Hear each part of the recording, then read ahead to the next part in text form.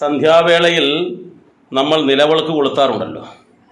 ഈ നിലവിളക്ക് കൊളുത്തി കഴിഞ്ഞാൽ ചിലപ്പോൾ ആ വിളക്കിനകത്തുള്ള ആ വിളക്ക് തിരി പൂർണ്ണമായും കത്തിത്തീരും. ചില ആൾക്കാരുടെ വീടുകളിൽ അതിൽ തിരി ബാലൻസായി അവിടെ കിടക്കും. എണ്ണ മുഴുവൻ തീർന്നതിന് ശേഷം തിരി അണഞ്ഞിട്ട് ആ അല്പഭാഗം കത്തിയതിന് ശേഷം അവിടെ കിടക്കുന്നത് കാണാൻ കഴിയും. അപ്പോൾ അങ്ങനെ കത്തിയതിന് ശേഷം ബാലൻസ് വരുന്ന വിളക്ക് തിരി എന്താണ് ചെയ്യേണ്ടത് എന്ന് പലരും ചിന്തിക്കാറുണ്ട്. അയ്യോ, ഇത് നമ്മൾക്ക് എവിടെ കളയാനാണ്?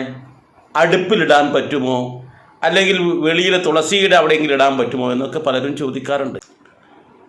അപ്പോൾ ആ വിളക്കിൽ ബാക്കി വരുന്ന തിരി നമ്മൾ എന്ത് വേണമെന്നറിയോ?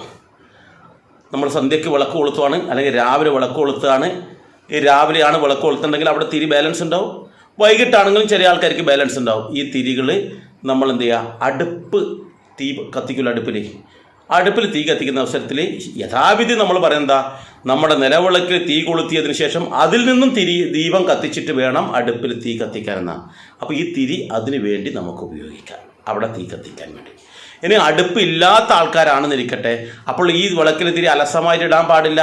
അങ്ങനെ വരികയാണെങ്കിൽ നിങ്ങൾക്കിത് മറ്റൊരവസരത്തിൽ നിങ്ങൾക്ക് വീടിൻ്റെ നല്ല ശുദ്ധമായ അഗ്നികോണിലുള്ള ഏതെങ്കിലും ഒരു സ്ഥലത്ത്, ശുദ്ധമായ സ്ഥലത്ത് നിങ്ങൾക്ക് ഈ വിളക്ക് തിരി കത്തിച്ച് കളയാവുന്നതാണ്. അഗ്നികോണിൽ കത്തിക്കുന്നതാണ് ഉത്തമം.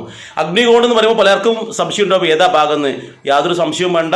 തെക്ക് കിഴക്കേ ഭാഗത്തുള്ള ഏതെങ്കിലും നല്ലൊരു സ്ഥലത്ത് വെച്ചിട്ട് ഈ വിളക്ക് തിരികൾ പൂർണ്ണമായും നമുക്ക് കത്തിച്ച് കളയാവുന്നതാണ്.